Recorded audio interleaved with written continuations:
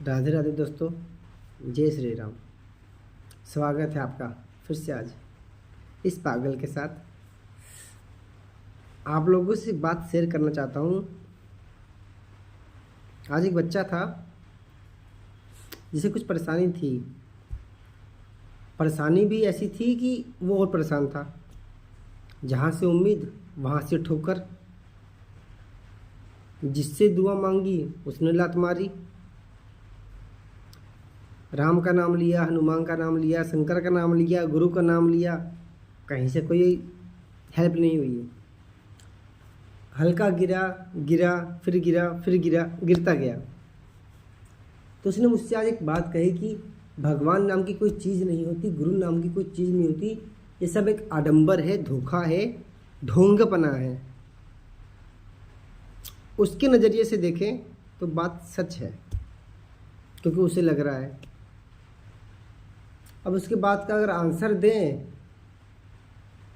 तो एक एग्जाम्पल ठीक बैठता है कि जब हम कोई एग्ज़ाम देते हैं, कोई परीक्षा देते हैं, 10वीं क्लास की, 12वीं क्लास की, ग्रेजुएशन की, फाइनल ईयर्स की, तो वहाँ पे क्लासरूम में हम जब एग्ज़ाम देने बैठते हैं तो वहाँ पे जो टीचर आता है एग्ज़ाम लेने, हो सकता है कि हमारी जान पहचान का हो,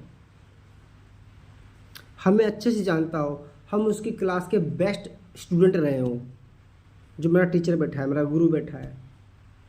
अब एज एग्जाम्पल मान लीजिए इस पेपर में 10 सवाल आए और 10 में से कम 6 के आंसर देने ज़रूरी हैं, वरना फेल हो जाओगे। आपने सुपरहिट 4 के आंसर दे दिए एकदम सही से। अब 5वां सवाल आपको नहीं आता, 6वां नहीं आता, 7वां नहीं आता, 8वां नहीं आता। अब आप टेंशन में आ गए कि यार मैं पास कैसे होऊंगा। आप एक उम्मीद भरी नज़रों से अपने टीचर को देखते हो। वो टीचर आपकी तरफ देखता है, आपका गुरु। अब आपका गुरु समझ गया है कि आप फंसे हुए हो। आप भी अपनी आंखों से बता रहे हो कि मैं फंस गया हूँ, पर आपका टीचर, आपका गुरु उस वक्त मौन रहता है, शांत रहता है, आपकी कोई मदद नहीं करता।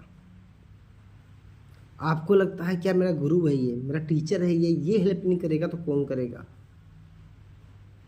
मतलब ये टीचर बेकार है, मेरी हेल्प नहीं कर रहा। नहीं, अगर वो आपकी हेल्प नहीं कर रहा तो उसका कोई कारण है, रीज़न है उसका। क्योंकि वो जानता है कि इसकी अगर मैंने आज हेल्प करी, इस क्लासरूम में 40 बच्चे बैठे हैं, उनके बीच में मैंने इसकी हेल्प करी, तो ज़िंदगी भर के लिए इस हेल्प नाम के साथ जुड़ जाएगा। इसे हर मोड़ पे हेल्प चाहिए होगी, हर मोड़ पे इसे जो बोलते हैं ना, मदद चाहिए होगी। इसलिए उसका गुरु उस वक्त शांत रहता है। जिससे उस टाइम बच्चे समझते हैं क्या मेरा गुरु तो किसी लायक ही नहीं है, ना मेरी मदद कर सकता है, ना ये कुछ जानता है। गुरु सब जानता है। वो गुरु, आप सांस भी लेते हो ना, तब भी वो जानता है। वो आके आपकी पीठ को बस थपथपाता है कि मैं साथ हूँ, सब अच्छा होगा। आपको भले ही लगे कि जो हो रहा है वो बुरा हो रहा है, पर उस गुरु की नज़र से देखो तो वो भी अच्छा हो रहा है।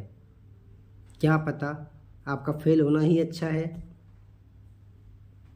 पास हो जाओगे, अगली क्लास में जाओगे, जिन लड़कों से मिलोगे, जिन बच्चों से मिलोगे, वो आपकी संगत के लिए अच्छे नहीं। इसलिए आपका गुरु आपको 1 साल रोकना चाह रहा है। क्या पता, क्योंकि कर्म कहाँ कैसे खेल जाए ये किसी को नहीं पता। महाराज धृतराष्ट्र जो बचपन से अंधे थे, वो अपनी योग शक्ति से पूरे 100 साल पुराने अपने जन्म देख आए। उनको अपनी कमी कहीं महसूस नहीं हुई कि मेरी कहाँ किस जन्म में मैंने एक चींटी, एक मक्खी नहीं मारी, तो फिर मुझे ये बचपन से अंधेपन का श्राप क्यों। जब कान्हा उनके द्वार आए, हमारे मनमोहक कृष्ण उनके द्वार आए, तब धृतराष्ट्र ने उनसे पूछा, क्या पूछा कि हे बाल कृष्ण, तू तो सब जानता है, तू ही परमात्मा है, ये मुझे पता है। दुनिया माने ना माने, पर तू ही मेरा परमात्मा है। तू ही दुनिया का सबसे बड़ा बुद्धिमान, सृष्टिमान, शक्तिमान तू ही है। तू मुझे बता मैंने अपनी योग शक्ति से तो देख लिया, मुझ में कोई कमी नहीं थी, फिर मुझे ये श्राप क्यों लगा। तब कान्हा ने अपनी योग शक्ति दी और धृतराष्ट्र को दिखाया कि बंद कर अब आँखें, अब बैठ तू भजन पे, अब मैं दिखाता हूँ। तब धृतराष्ट्र ने देखा कि 106 जन्म पहले, उसने 100 जन्म देखे थे, कान्हा ने 6 जन्म और दे दिए। अब देख, एंटीना लगा दिया, वाईफाई लगा दिया। 106 जन्म पहले तूने क्या कांड किया था। उसने एक बत्तख जो समंदर में अपना घूम रहे थे, तो बत्तख की आंख में तीर मार के उसको मृत्यु दे दी थी। शिकारी था ना, शिकार कर रहा था, बत्तख तो मर गया। अब बत्तखी ने उसको श्राप दिया था कि एक जन्म तेरा भी ऐसा आएगा कि तू बचपन से ही अंधा रहेगा और तेरे कुल का नाश होगा। वो 106 जन्म पहले का किया हुआ कर्म उसको आज मिल रहा था। और जब बात आती है ना कर्म की, कि भैया जो किया है उसे भुगतना पड़ेगा, तो यहाँ परमात्मा नारायण खुद को भी नहीं छोड़ता।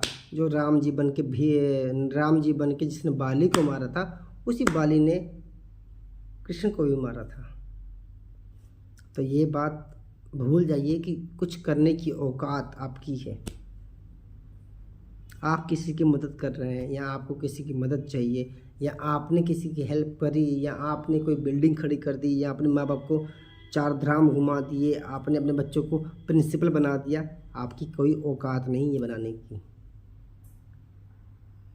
ये उस बच्चे का कर्म था जो उसने पाया, ये आपका कर्म था कि आपने किया।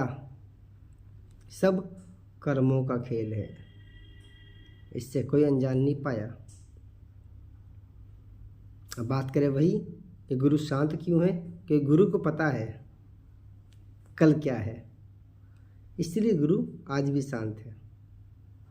सतनाम, राधे राधे।